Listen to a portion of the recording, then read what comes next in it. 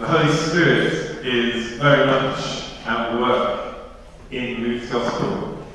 We hear about the Holy Spirit overshadowing Mary, the Annunciation, when she is told that she is to give birth to Jesus, the Son of God. We hear that Elizabeth is inspired by the Holy Spirit when she greets Mary and then tells her that she is blessed amongst women, and blessed is the fruit of her womb, Jesus, and within her own womb, John the Baptist is inspired by the Holy Spirit to wriggle around.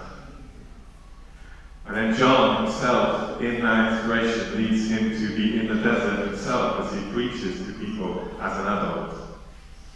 The Holy Spirit is very much at work then as the Holy Spirit descends upon Jesus as a dove at Jesus' baptism.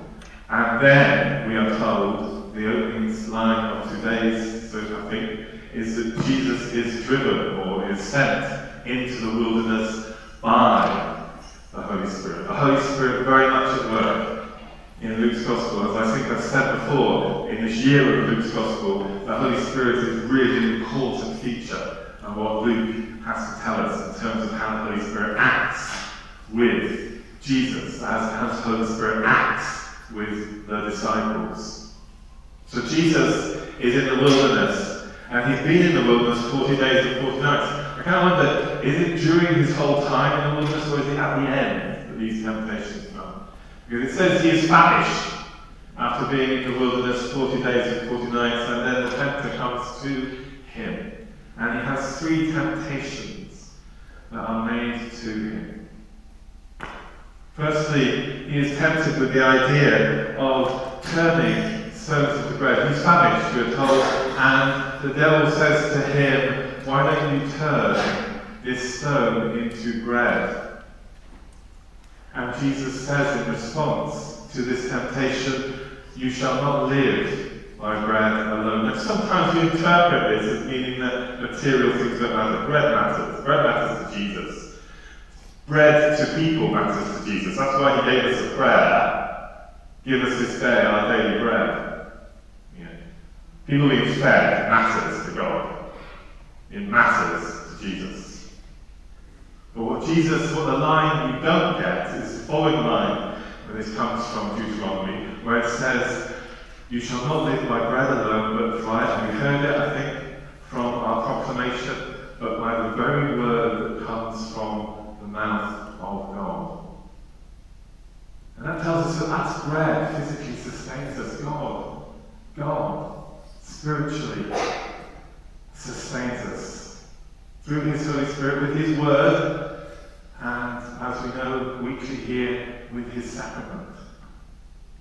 The second temptation that we are given or Jesus is given, is that he is taken to look at all the empires of the world. And it is the empires, the word is actually not powers, but empires of the world. Jesus is taken up and said, you can have all these, and notice the devil thinks he has the power to give them away. The empires of the world are in the throes of evil. That's what we're being told here. The empires of the world are in the throes of evil. Not ultimately, because we know now through Jesus' gospel resurrection that actually Jesus is the one who reigns. And that these empires will fall. And empires do fall. Empires fall throughout the Bible. That's the story of the Bible. If you look at it, empires fall. If you could summarize it. Even if you go to the conclusion of the Bible in Revelation, Babylon is the Roman Empire. And here in this reference, we're again being told that this is, Jesus is offered by the devil, the empires, which he thinks are in his control. And certainly he's working with it. So then, so today, empires fall. America, Russia, any empire falls. Nations, control of nations, those who control nations, political power falls. We stand with no one but Jesus. And where Jesus stands is for those who are suffering the effects of the politics gains of our world. In these times, it's a difficult road to navigate. A difficult road to navigate. All sorts of pressures are put upon us as Christians to side with this or side with that. But Jesus calls us to be clear on that. And Jesus' rejection of the empires says that the empires aren't of him, and they will eventually fall. The third temptation of Jesus is the temptation to test God, to throw himself off from the top of the temple in Jerusalem, and angels will come and pick him up. And the devil's being very clever here. He's using scripture. Psalm 91 verse 11. So we get into a bit of kind of scriptural argument here, or sort of proof texting between Jesus and the devil.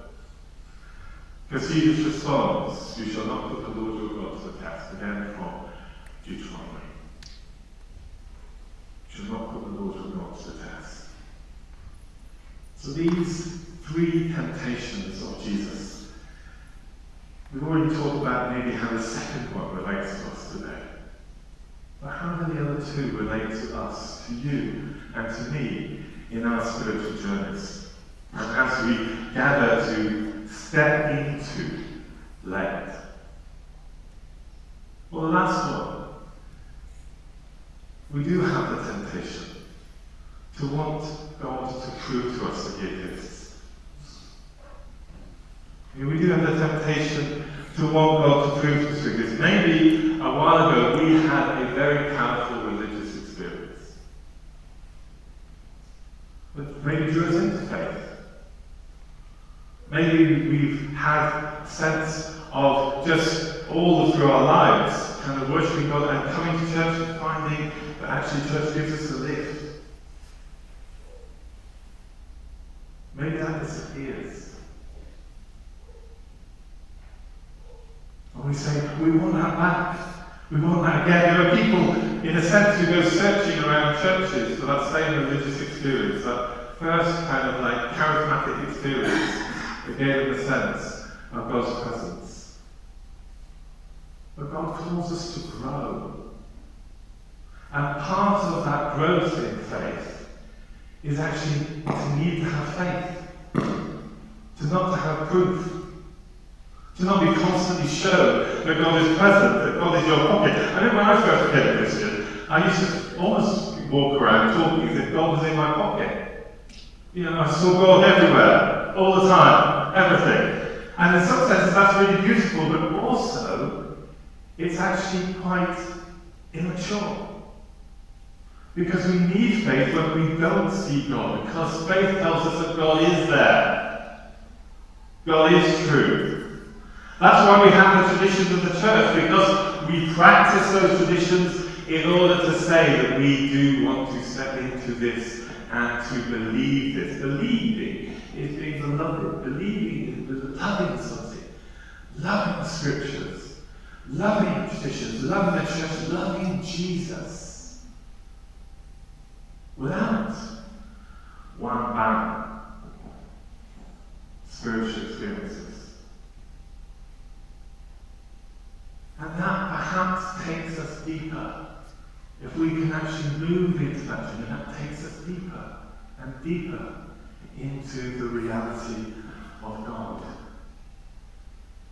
So maybe that's one way in which the third temptation relates to us here today.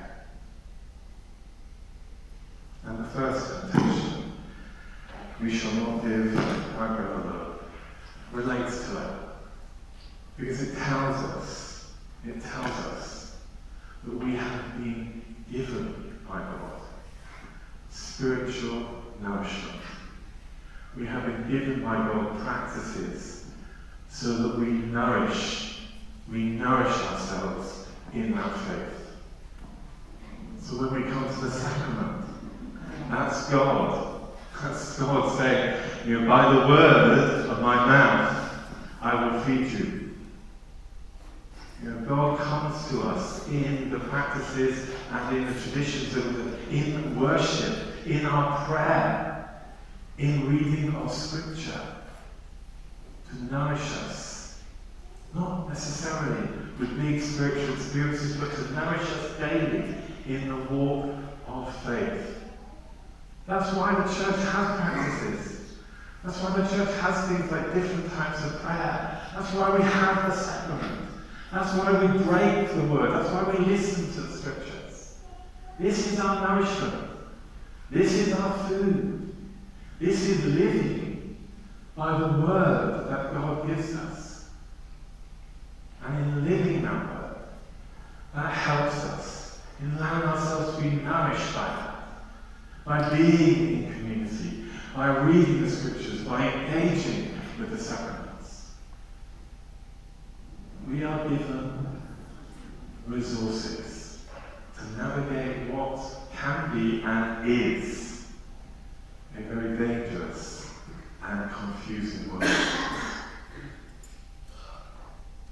So as we come to our sacrament this morning, let's ask God to feed us, to give us discernment, to give us a sense of trust and a sense of hope as we navigate this world, but also the individual struggles that we each face. And ask God that He may give us this Lent a new sense of the depth of His love for us as individuals, as a community, as a world, despite sometimes it seems that world is in total captivity to the evil world. We know that's not true. We know that's not true. Because we know that Jesus has risen, and that we are called to rise with Him. And in a world in which people are being told they need to take sides, we say no. Where for Christ's peace, we stand with Jesus. And we stand with Jesus alone.